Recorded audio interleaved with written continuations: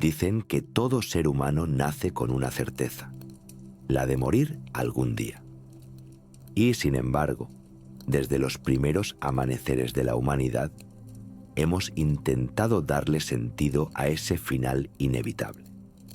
Porque la muerte nunca fue solo un fin, fue también un espejo donde las culturas vieron su alma, una puerta hacia algo que no se puede tocar ni comprender del todo. Cuando el fuego todavía era un descubrimiento y las palabras apenas existían, ya había rituales, pequeños montones de piedras sobre un cuerpo, flores secas, cantos que se perdían con el viento. Era la manera más antigua de decir «te recordamos». A lo largo del tiempo, cada pueblo inventó su propio lenguaje para hablar con la muerte. Los egipcios construyeron templos y escribieron libros para guiar a los difuntos. Los vikingos encendieron barcos en llamas que se alejaban por mares grises. Los samuráis encontraron belleza en el último gesto. Y aunque sus costumbres fueron distintas, todos compartieron una misma esperanza: que la muerte no fuera el silencio, sino una continuación. Esta noche, mientras cierras los ojos y la respiración se hace lenta, te invito a recorrer ese camino de rituales, símbolos y promesas. Descubriremos cómo cada civilización intentó domesticar la oscuridad con fuego, con plegarias o con amor. Quizás, al final del viaje, entendamos que morir y dormir no son tan diferentes. Ambos son formas de descanso bajo un mismo cielo. Dicen que la muerte es la única certeza que compartimos todos los seres humanos. Desde el primer llanto hasta el último suspiro, vivimos rodeados por la sombra de ese misterio silencioso.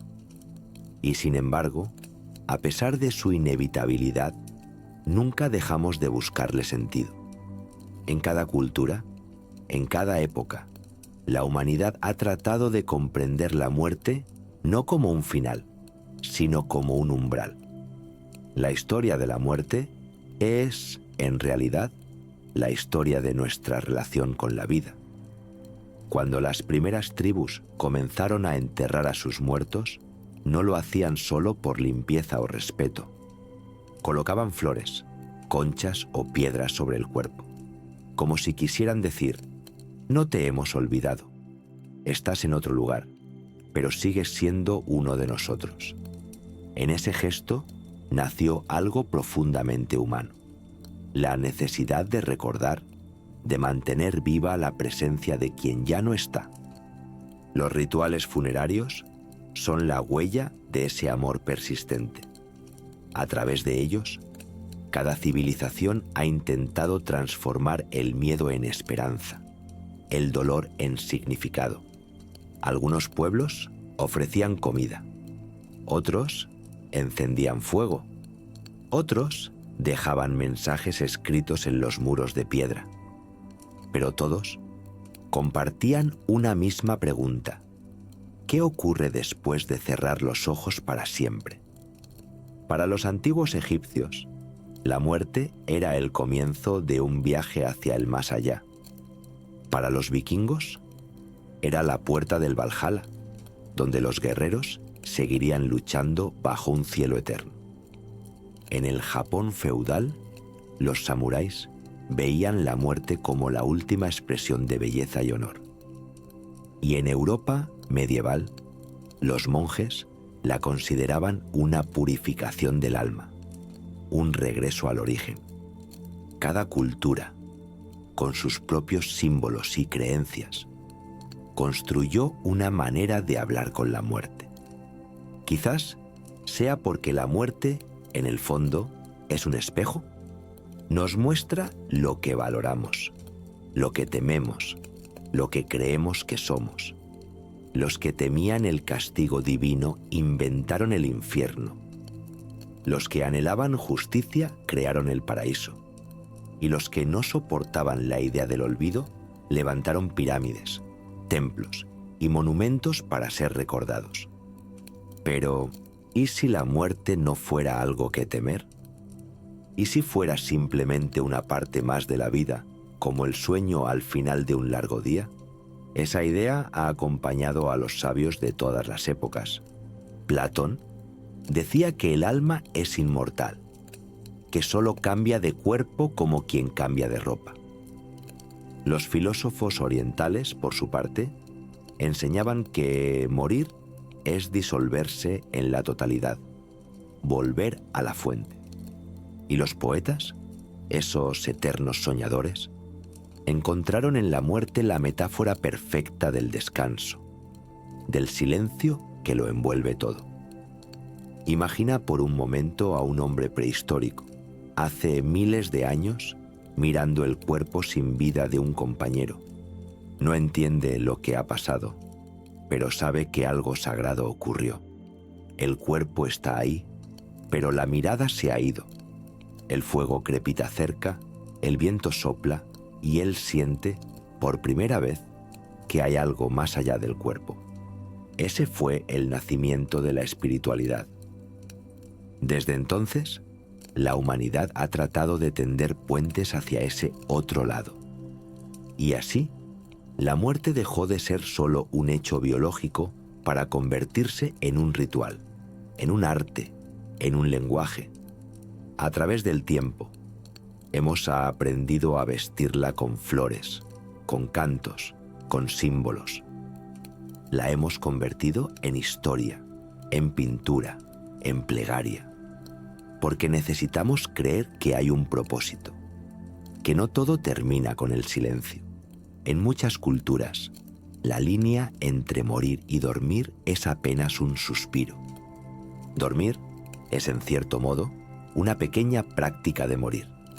Cerramos los ojos, el cuerpo se relaja, la conciencia se apaga. Y cada mañana renacemos, un poco distintos. Quizás por eso, desde hace siglos, la humanidad ha comparado el descanso con la muerte dulce, la que no duele, la que libera. Los griegos incluso la llamaban el sueño eterno. Esta noche, mientras el mundo se apaga lentamente y el ruido del día se desvanece, te invito a un viaje especial. Un recorrido a través de los rituales, los cantos y las creencias que los humanos inventaron para enfrentar el misterio más antiguo de todos. Visitaremos Egipto, donde la eternidad se esculpió en piedra. Navegaremos junto a los vikingos hacia el horizonte del fuego. Oiremos los tambores de los mayas, los rezos de los monjes, el silencio de los templos.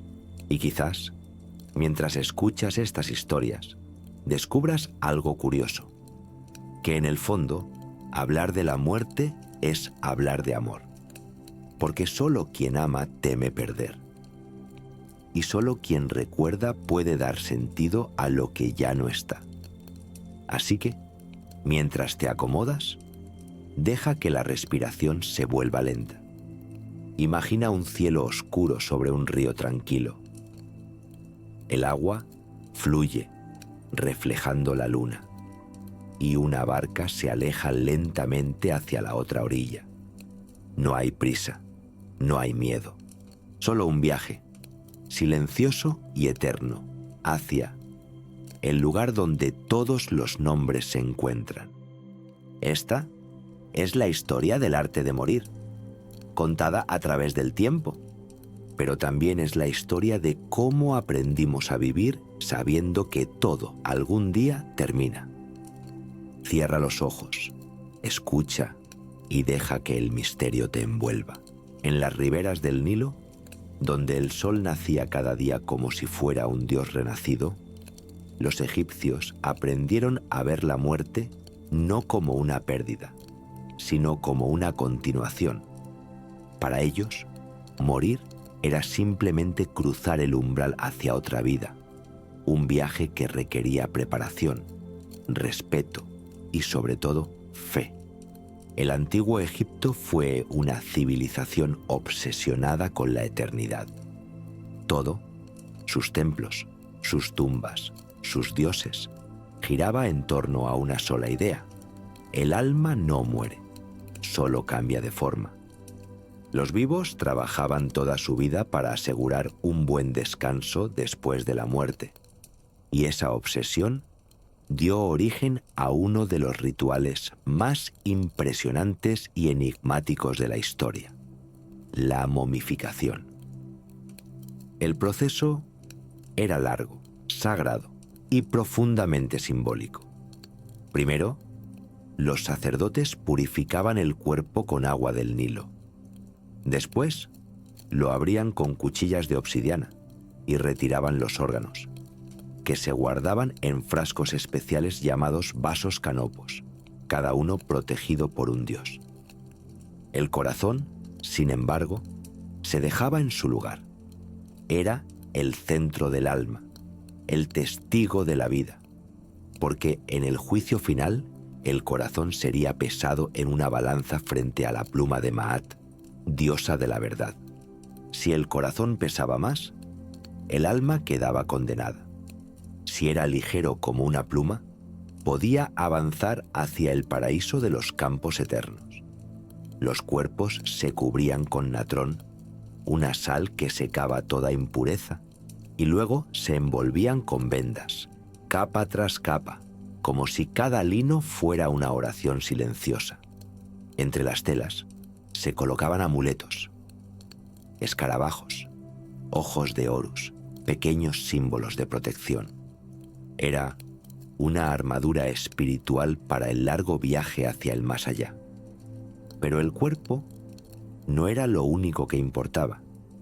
Los egipcios creían que una persona tenía varias partes del alma: el Ka, que representaba la fuerza vital; el Ba, el espíritu que podía volar libremente; y el Ak, la forma eterna que vivía entre los dioses.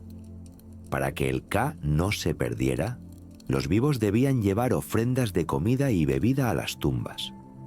Así, el alma nunca pasaba hambre, y la conexión entre el mundo de los vivos y los muertos se mantenía intacta.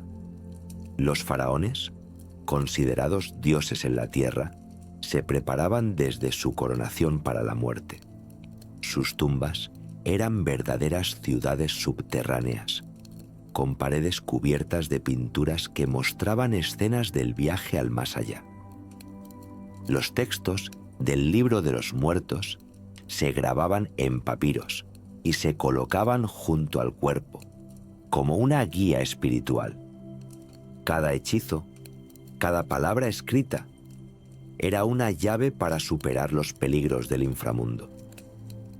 Cuando un faraón moría, el pueblo entero lloraba durante 70 días. Las calles se llenaban de incienso, los templos resonaban con cánticos, y los sacerdotes llevaban a cabo ceremonias que mezclaban fe, arte y magia. El sarcófago se cerraba con sellos sagrados, y la tumba se sellaba para siempre. Pero los egipcios no creían que allí terminara todo. Ellos imaginaban al faraón renaciendo cada amanecer, junto al sol, navegando en la barca de Ra hacia un nuevo día eterno. Miles de años después, sus tumbas siguen hablándonos. El rostro dorado de Tutankamón, los jeroglíficos de Luxor, las pirámides que desafían el tiempo. Todo nos recuerda que para los egipcios, la muerte no era algo que se temía, sino algo que se comprendía. Era una forma de mantener la armonía del universo. Quizás esa sea la razón por la que su civilización duró tanto, porque entendieron que nada muere del todo mientras alguien lo recuerde. Sus rituales, sus cantos, sus creencias siguen vivos, flotando entre la arena y el viento del desierto.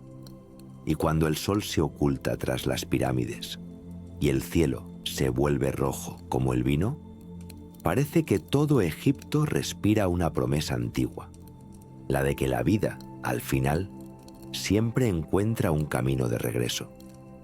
En el antiguo Japón, la muerte no era un enemigo. Era más bien una compañera silenciosa, siempre presente en cada gesto, en cada estación, en cada flor que caía.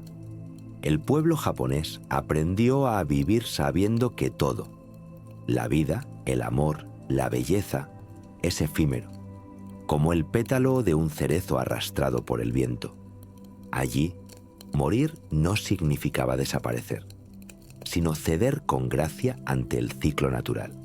Y ese arte de aceptar el final se convirtió en una forma de belleza. La cultura japonesa está profundamente marcada por el concepto de mono no aware, la melancolía ante lo que se desvanece. El samurái, el poeta, el campesino, todos sabían que cada instante contiene su muerte y que la verdadera sabiduría consiste en honrarla. Por eso, en Japón, los rituales de la muerte fueron también rituales de armonía. No había gritos ni dramatismo, solo silencio, incienso y la calma del adiós. Los samuráis, los guerreros del código Bushido, entendían mejor que nadie ese equilibrio entre la vida y la muerte.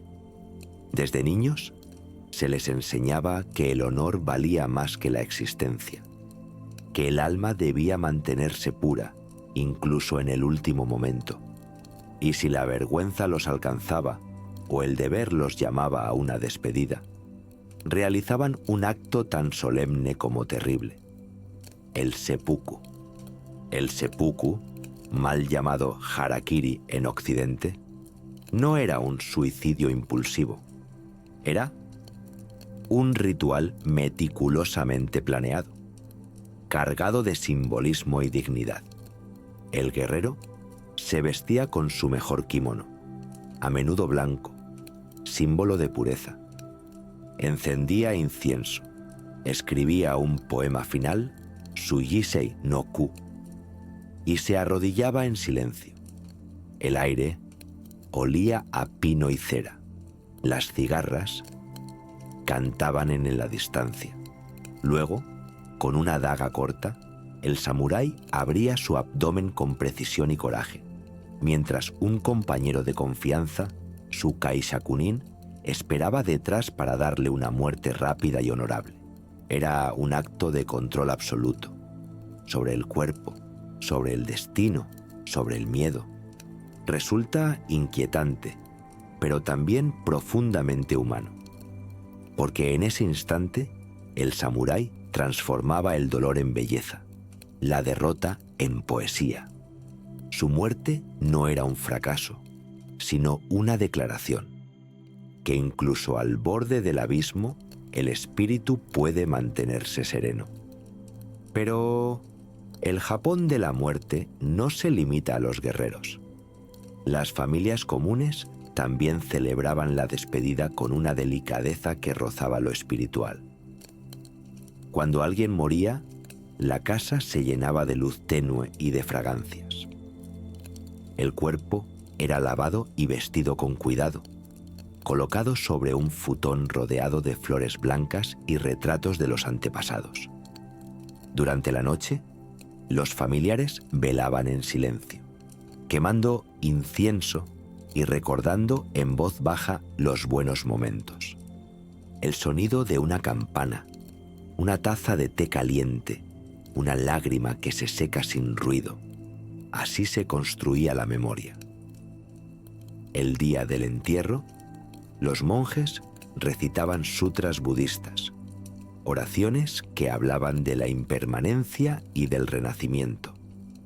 El alma del difunto, decían, debía liberarse del apego, cruzar el río del más allá y fundirse con la totalidad del universo. En muchos templos, aún hoy, puede escucharse el eco de esos rezos que parecen mecer el aire como un canto de cuna. El concepto japonés de la muerte está íntimamente ligado a la naturaleza. En primavera, los cerezos florecen y mueren en pocos días. En otoño, las hojas caen sin resistencia. Cada ciclo, es una lección de aceptación. Por eso los japoneses no temen al final, porque entienden que cada final es también una forma de regreso. En el siglo XVII, el poeta Matsuo Basho escribió antes de morir: en el camino de los sueños, el viento sopla entre la hierba de otoño. Esa imagen, la del viento, la hierba, el camino, resume la filosofía de toda una nación: vivir con sencillez, morir con serenidad. Incluso hoy, en la era moderna, muchas familias japonesas mantienen el ritual del Obon, una festividad dedicada a los espíritus de los antepasados.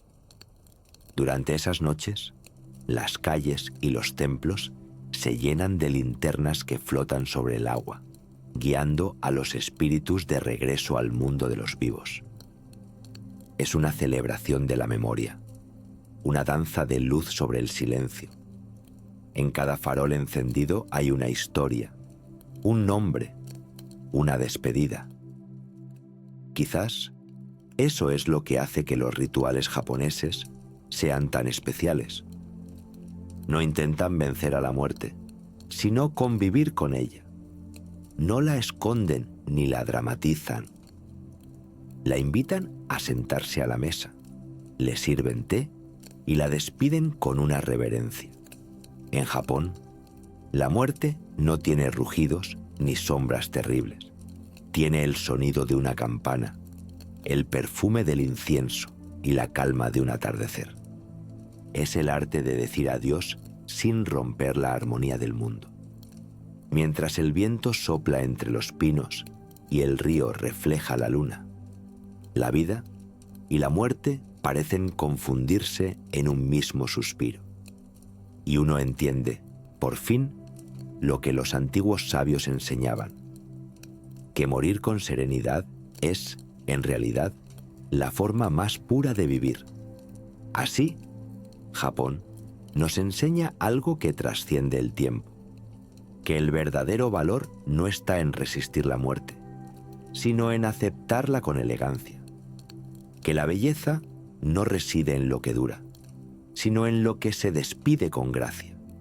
Y mientras cierras los ojos esta noche, imagina ese jardín tranquilo, la brisa que mueve las linternas y una voz que susurra: todo lo que nace debe caer, y todo lo que cae vuelve a florecer. La muerte, en Japón, no es el final del camino, sino la forma más silenciosa del regreso a casa. En las tierras frías del norte, donde el viento corta como acero y el mar ruge como una bestia antigua, los vikingos aprendieron a mirar la muerte a los ojos sin temerle.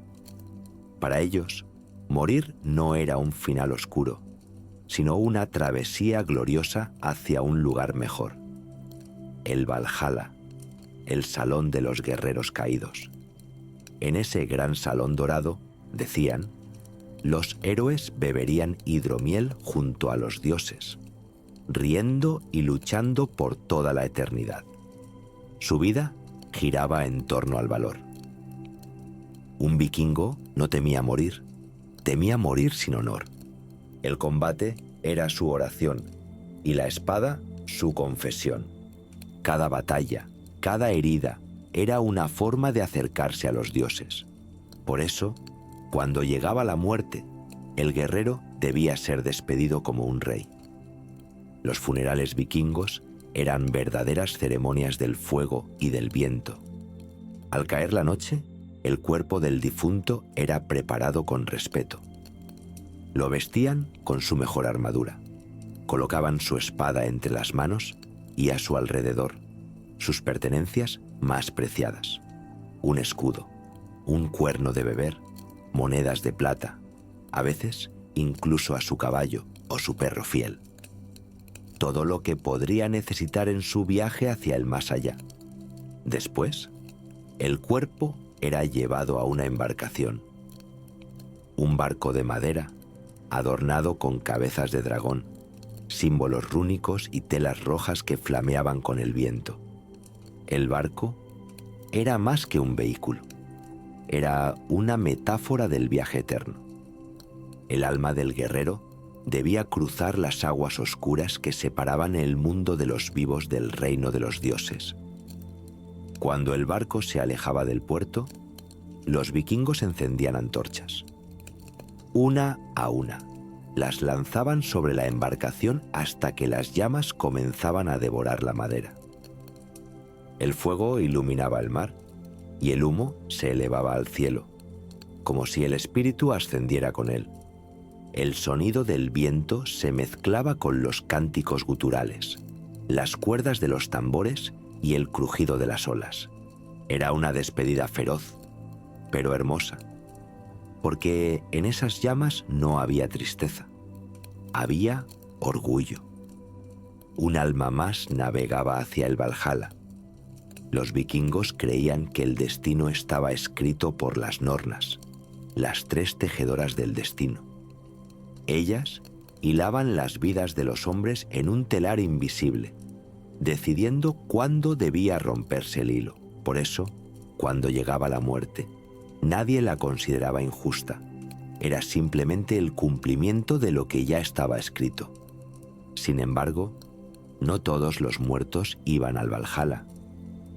Solo los guerreros que caían con valor eran elegidos por las valquirias, las mensajeras de Odín. Se decía que estas mujeres divinas descendían del cielo en caballos blancos, cubiertas de armaduras brillantes para recoger a los héroes caídos. El resto de los mortales tenía otro destino, el reino de Hel, un lugar frío y silencioso donde las almas descansaban sin gloria, pero en paz. Curiosamente, los vikingos no veían el fuego funerario como un fin, sino como una transformación. El fuego purificaba, devolvía al guerrero al universo, lo convertía en humo, en aire, en historia. Por eso sus rituales eran tan intensos, porque celebraban tanto la vida como la muerte.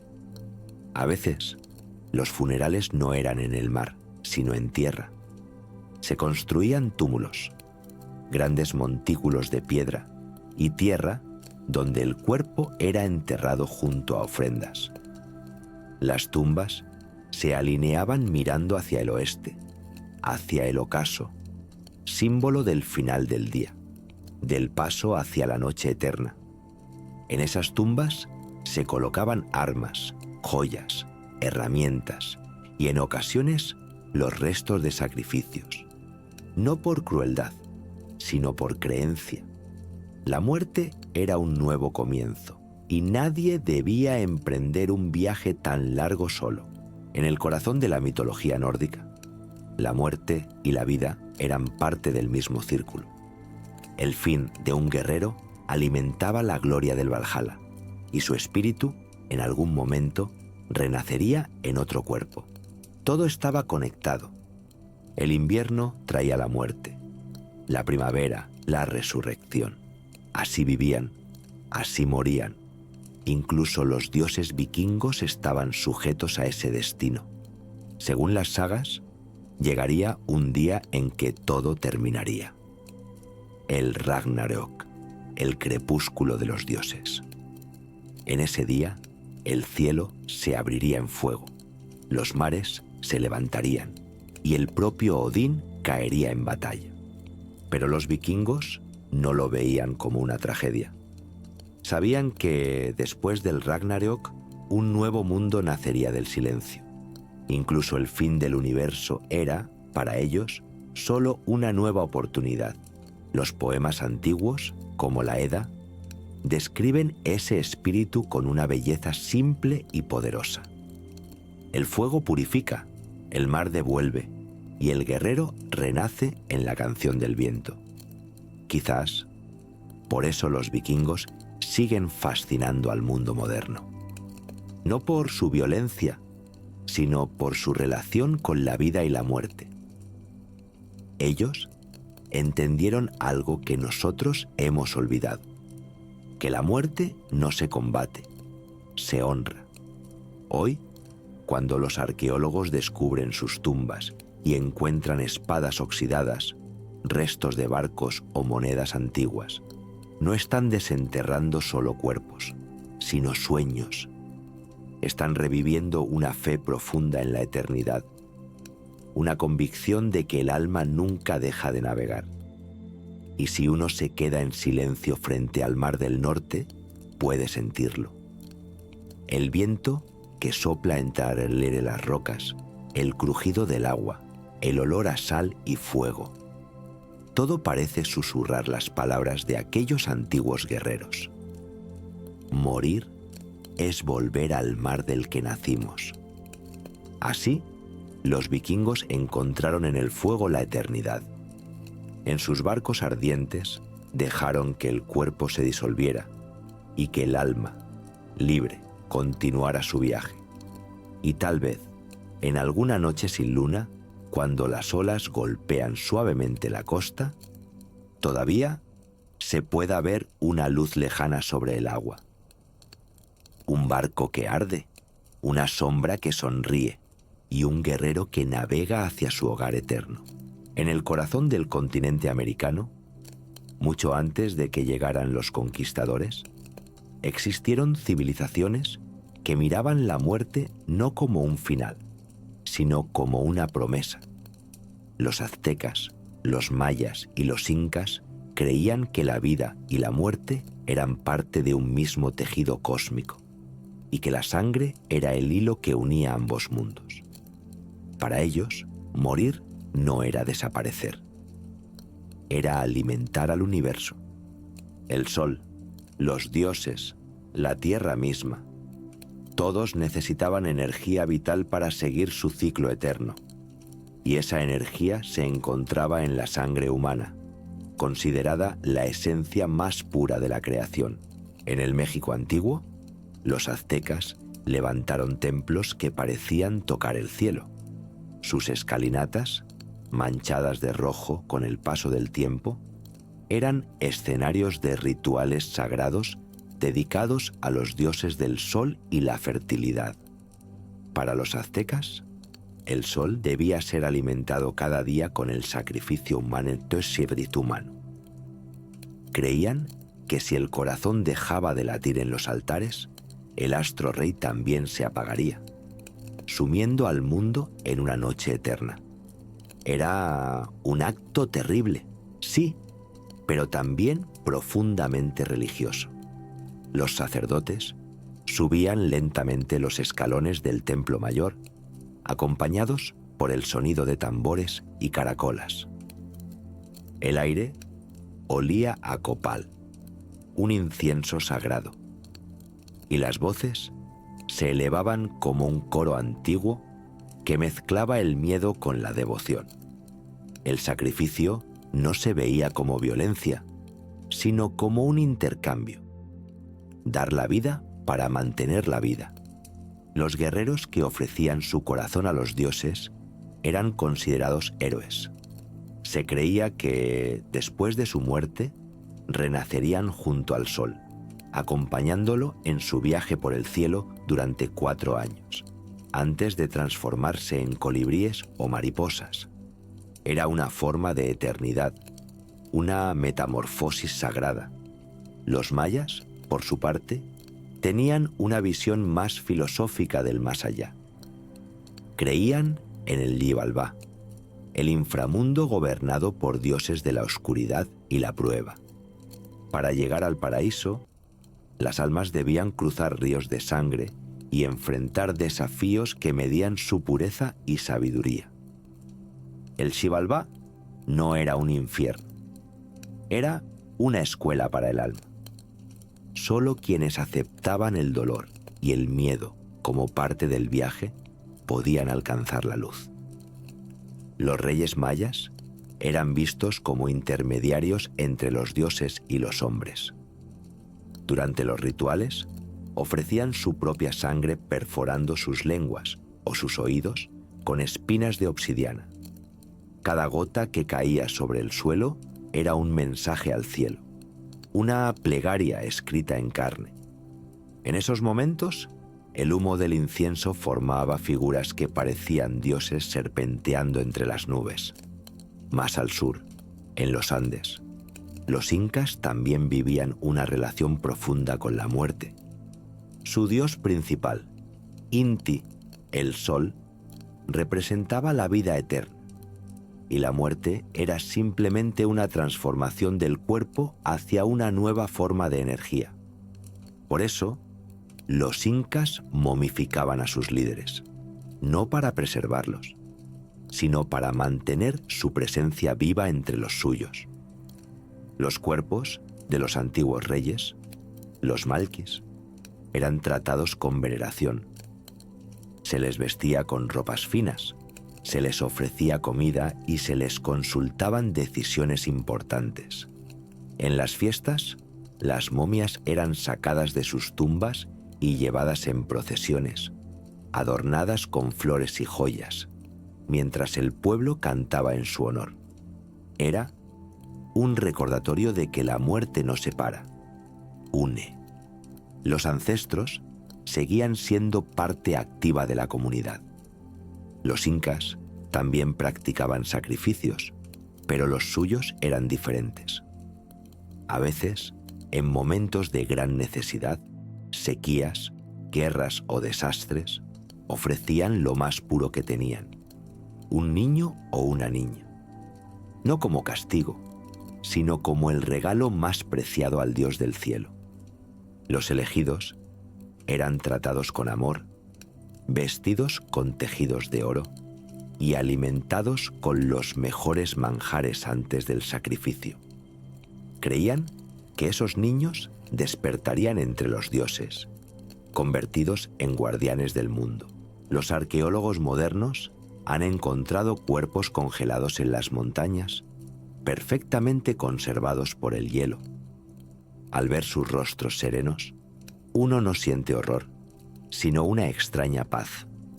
Sus ojos cerrados parecen decir: el viaje continúa. En todas estas culturas, la muerte no era algo que debía ocultarse. Era un evento público, sagrado y lleno de significado.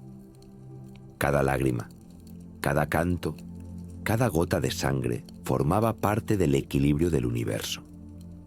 El ciclo de la vida dependía de ese intercambio: dar para recibir, morir para renacer. Hoy, esos rituales nos parecen crueles, incomprensibles, pero si uno escucha más allá del juicio, puede oír el latido de una verdad antigua, que el ser humano siempre ha querido dialogar con lo invisible, que en cada sacrificio había también una ofrenda de fe, una esperanza de que la muerte no fuera el final del camino. En las noches del altiplano, los ancianos aún cuentan historias sobre espíritus que bajan de las montañas, sobre almas que regresan con el amanecer.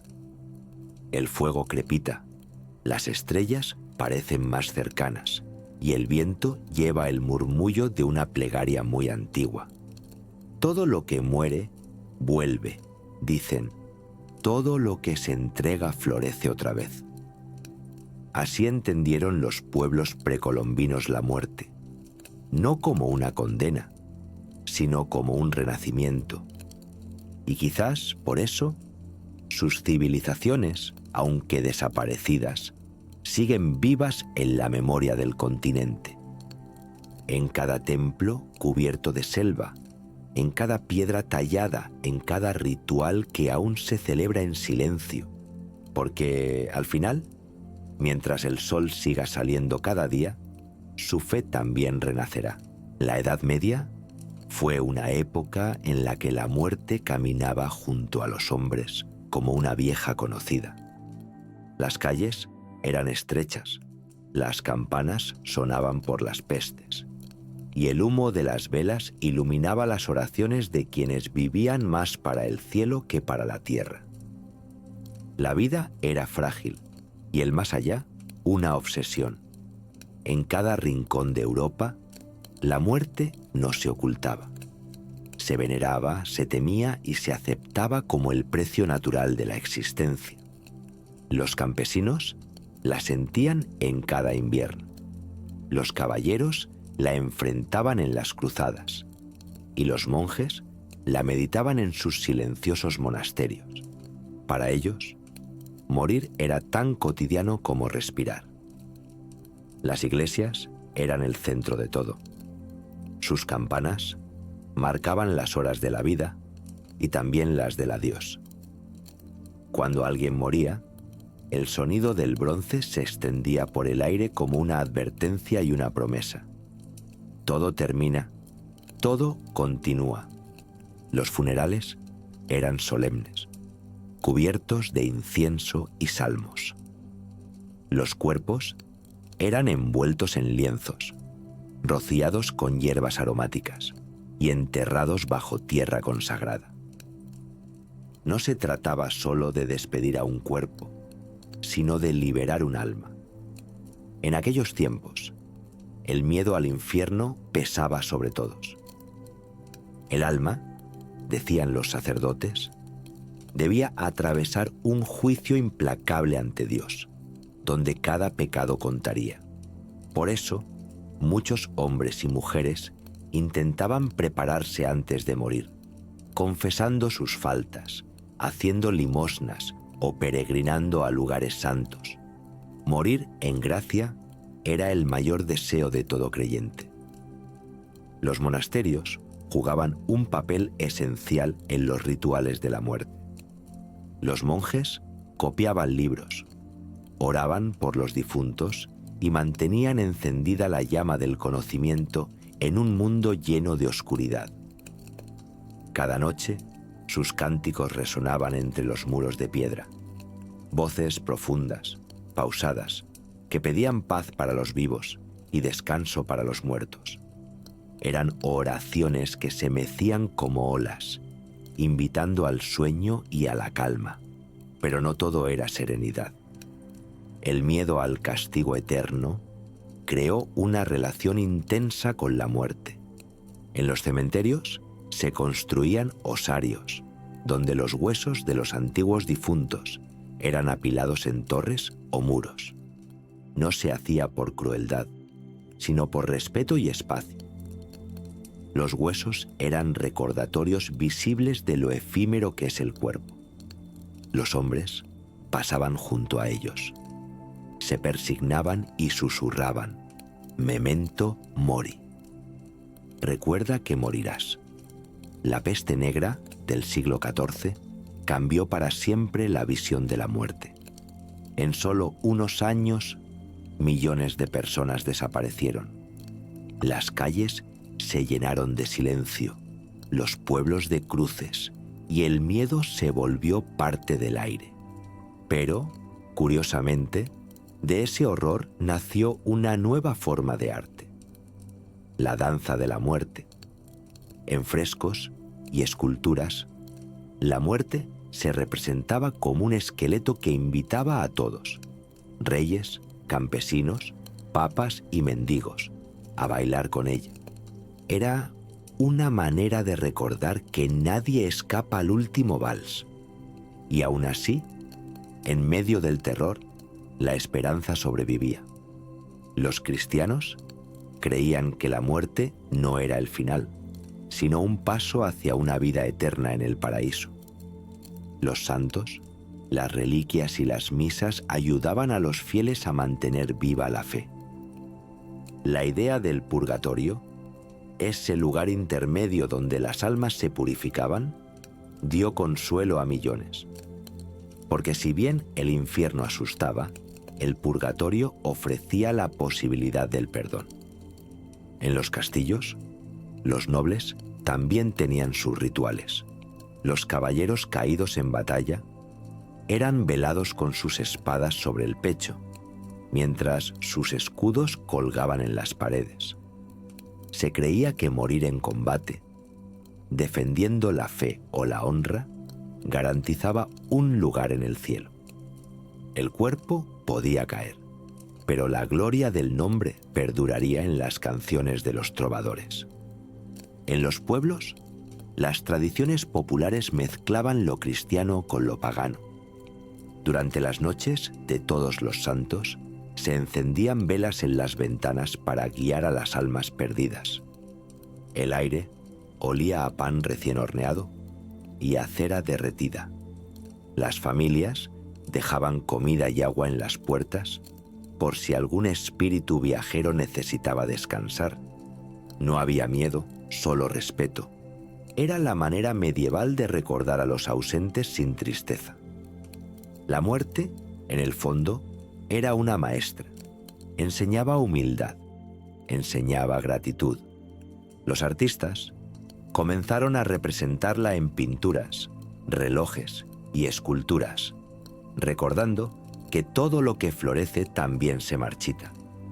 Cada campanada, cada plegaria, era una invitación a vivir con propósito.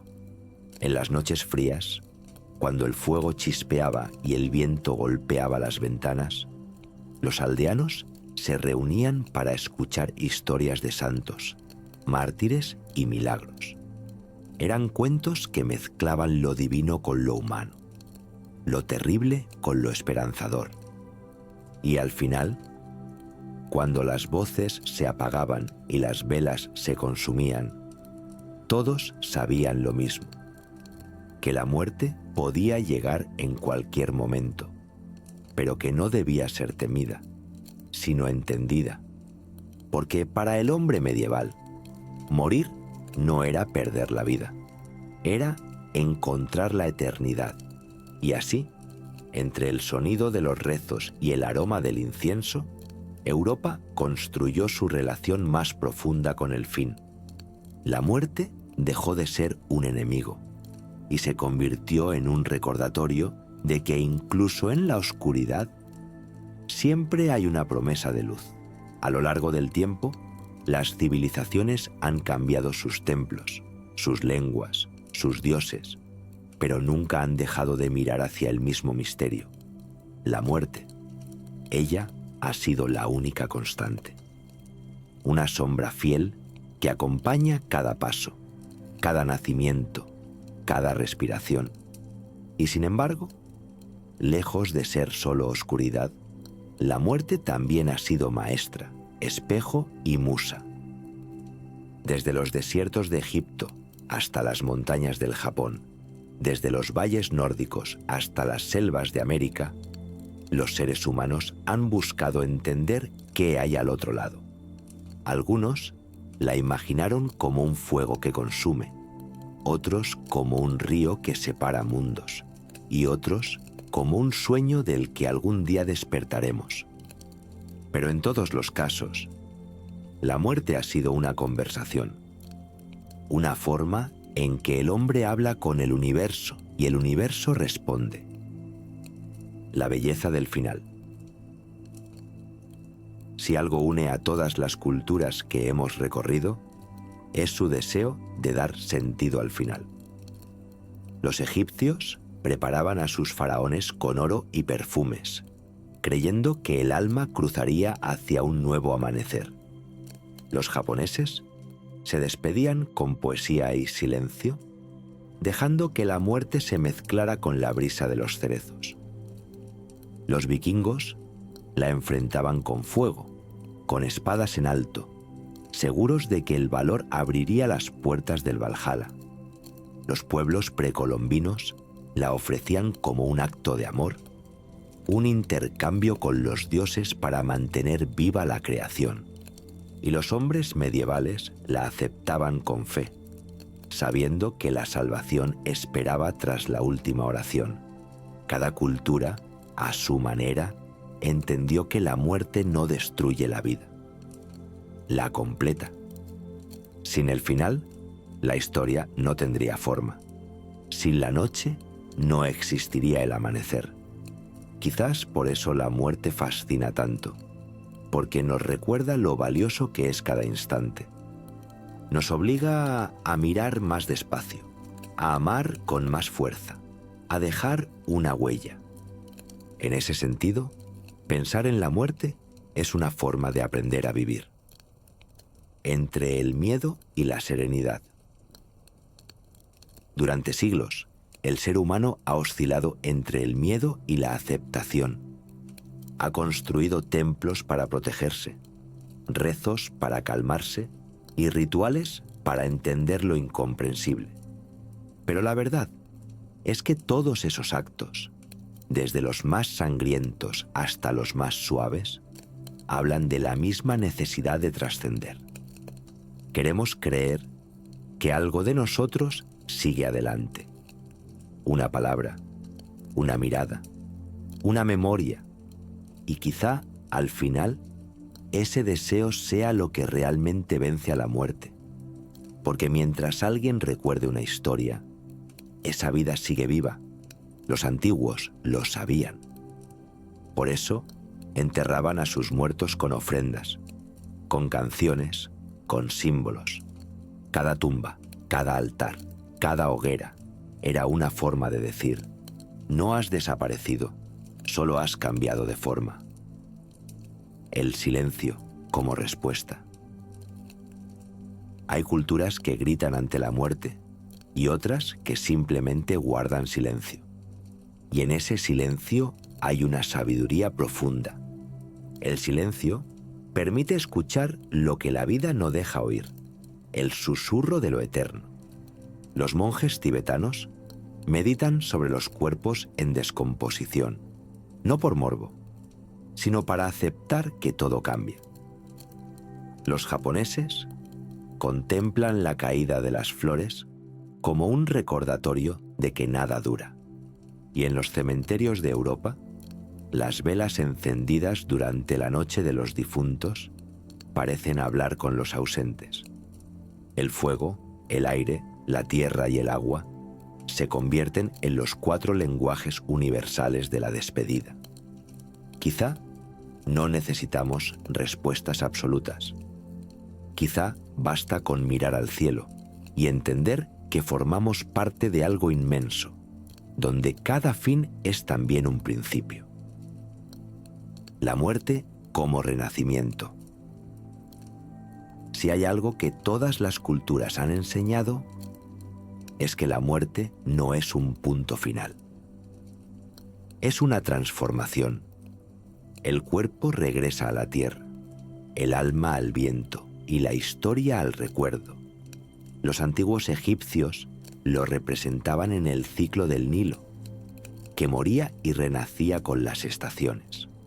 Los aztecas lo veían en el sol que se hundía cada tarde para resucitar al día siguiente. Los vikingos lo celebraban con fuego, devolviendo al mar lo que el mar les había dado. Y los europeos medievales rezaban con la certeza de que el alma se elevaría más allá de las estrellas. En todas partes, la muerte era una puerta, no una tumba, un regreso al origen, una fusión con el todo. Tal vez, la mayor lección que nos deja la historia es esta: que la muerte, al final, es el espejo más sincero de la vida. Nos muestra lo que somos cuando el orgullo y las máscaras caen. Nos recuerda que el amor, la bondad y el recuerdo son las únicas cosas que realmente perduran. Un último suspiro. Imagina por un momento que estás en una colina silenciosa. El aire es fresco, el cielo se tiñe de naranja y a lo lejos se escucha el murmullo del viento. En esa calma piensas en todas las vidas que te precedieron: faraones, samuráis, guerreros, campesinos, reinas y monjes. Todos ellos respiraron, soñaron, amaron y también partieron. Sus cuerpos se deshicieron, sí, pero sus historias siguen aquí, en las piedras, en los ríos, en los susurros del tiempo. Y mientras cierras los ojos, te das cuenta de algo. No hay final, solo transformación. Esa chispa que encendió la vida sigue encendida en cada uno de nosotros. La muerte, entonces, no es una enemiga. Es el abrazo final del universo. Una manera de recordarnos que somos parte de algo infinito. Y así, mientras el mundo duerme, las estrellas vigilan en silencio. Los espíritus antiguos cuentan sus historias. ¿Y la historia? Esa vieja contadora de secretos susurra una última lección. Nada muere realmente. Todo cambia de forma. Y mientras alguien sueñe con nosotros, seguimos vivos.